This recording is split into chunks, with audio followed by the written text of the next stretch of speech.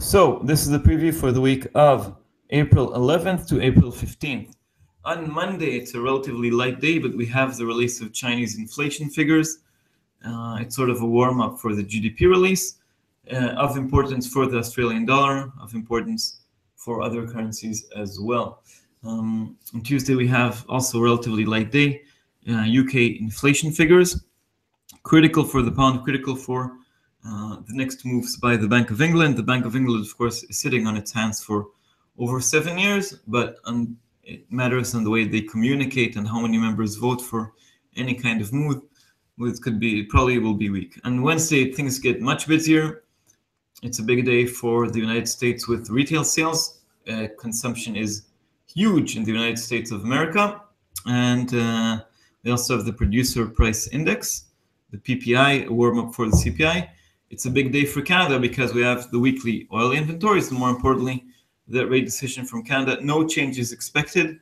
The government stimulus package is supposed to do the work for the Bank of Canada. Thursday is a busy day.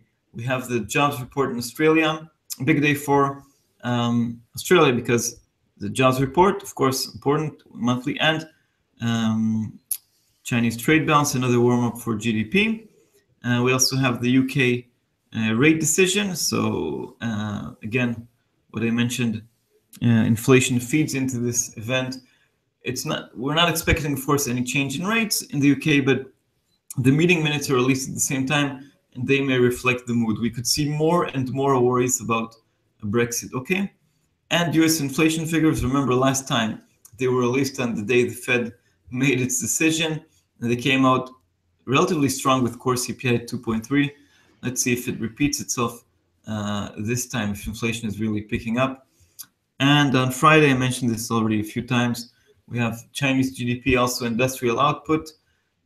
Nobody really believes the actual numbers, but they still move markets. So it's always interesting that a country so big as China, with number one in population, number two in the economy, manages to get these numbers 15 minutes after the quarter ends.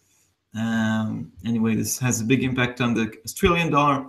And also, if we look at the Fed says it moves according to the global economy.